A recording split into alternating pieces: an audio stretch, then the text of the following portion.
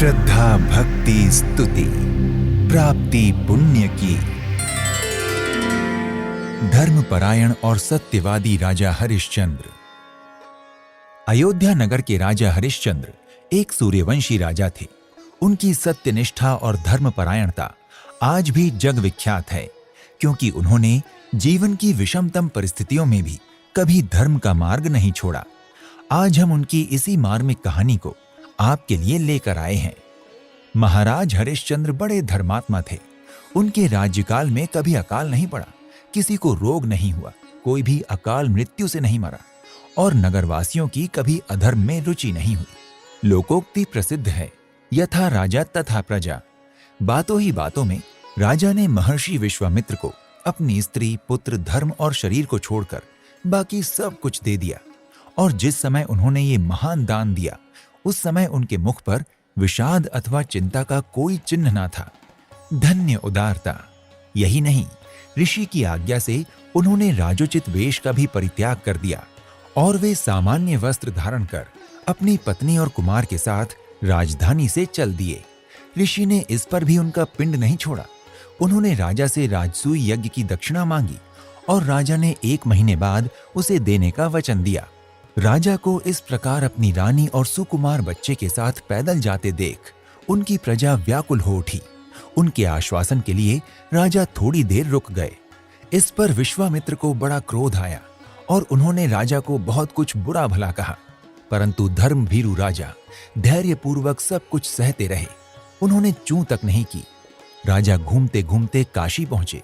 उन्होंने सोचा, काशी भगवान विश्वनाथ की पुरी है, इस पर किसी मनुष्य का अधिकार नहीं हो सकता। इस प्रकार ये नगरी अवश्य मेरे राज्य की सीमा से बाहर है, अतः यहाँ रहने में मेरे लिए कोई आपत्ति की बात नहीं हो सकती। ये सोचकर ज्यों ही उन्होंने नगर में प्रवेश किया, त्यों ही उन्हें विश्वामित्र दिखाई दिए।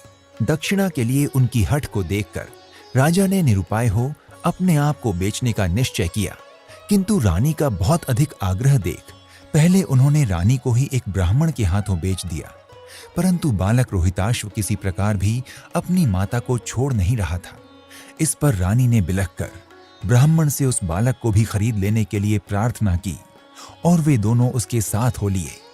राजा ने छाती पर वज्र रखकर उस ब्राह्मण से अपनी प्यारी पत्नी और प्राणों से प्रिय पुत्र का मोल ग्रहण किया और उसे ऋषि के हवाले कर दिया। किंतु ऋषि को उतने द्रव्य से संतोष क्यों होने लगा? वे तो हरिश्चंद्र को कष्टों की आग में तपाकर खरा सोना बनाना चाहते थे। अंततः राजा ने स्वयं भी चांडाल बने धर्म की दासता स्वीकार की और इस प्रकार विश्वामित्र के ऋण से मुक्ति पाई। चांडाल उन्हें बांधकर डंडों की मार से अचेत सा करता हुआ अपने घर ले गया और शमशान भूमि पर मुर्दों के कफन बटोरने के काम में नियुक्त किया। एक दिन रोहिताश्व को सांप काट गया, जिससे उसकी तत्काल मृत्यु हो गई। रानी उस मृत बालक को गोद में लेकर उसी शमशान पर आई और रोने लगी। रात्रि के गहन अंधकार में दोनों एक दूसरे को पहचान न सके। रोते रोते अनायास रानी के मुंह से अपने पति का नाम निकल पड़ा। अब तो राजा ने उसको तथा अपने पुत्र को भी पहचान लिया और वे भी जोर जोर से रोने लगे। उन्हें इस प्रकार अपने पुत्र का नाम लेकर रोते देख रानी भी राजा को पहचान गई और घोर विलाप करने लगी। अंत में राजा ने अत्यंत दुखी होकर अपने पुत्र की चिताग्नि में प्रवेश करने का निश्चय किया और रानी भी उनके साथ जलने को प्रस्तुत हो गई।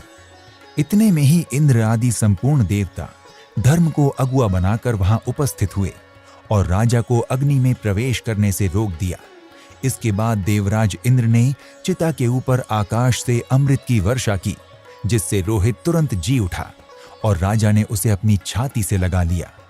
देवताओं ने जब राजा से दिव्य लोकों में चलने के लिए प्रार्थना की, उस समय भी राजा धर्म को नहीं भूले।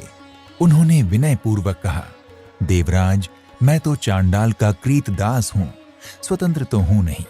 फिर उनसे बिना आज्ञा लिए तथा उनके ऋण से उरीण हुए बिना मैं कैसे जा सकता हूं? उन्होंने ये भी कहा कि अयोध्यावासी सब के सब मेरे विरह में संतप्त हैं। उन्हें छोड़कर मैं दिव्य लोकों में कैसे जा सकता हूं? हाँ, यदि वे लोग भी मेरे साथ चल सकें तो मैं भी चल सकता हूं, अन्यथा नहीं। देवेश, यदि मैंने कुछ भी पुण्य किया हो तो उसका फल मुझे उन सब के साथ ही मिले, उनमें उनका समान अधिकार हो। बस फिर क्या था, देखते ही देखते देवराज इंद्र ने स्वर्गलोक से भूलोक तक करोड़ों विमानों का तांता लगा दिया। महर्षि विश्वामित्र भी वहां आ गए थे। उन्होंने कुमार रोहित को अयोध्यापुरी ले जाकर राज सिंहासन पर अभिषिक्त किया। सब लोग उन्हें पिता के स्थान पर देखकर बड़े प्रसन्न हुए। तदंतर सारे के सारे अयोध्यावासी अपने परिवार सहित विमानों पर आरूढ़ हो स्वर्ग को चले गए। धन्य हो नरेश, आपकी सत्यनिष्ठा एवं धर्मपरायणता युगों युगों तक मानव मात्र के लिए प्रेरणा का स्रोत बनी रहेगी। तो श्रोताओं, ये थी श्रद्धा भक्ति स्तुति चैनल की प्रस्तुति। ऐसे ही और वीडियोस के लिए हमारे चैनल को सब्सक्राइब करें और कमेंट सेक्शन में हमें जरूर बताएं कि आप और किन किन विषयों पर ऐसे ही भक्ति भाव से भरे वीडियोस देखना चाहते हैं। नमस्कार।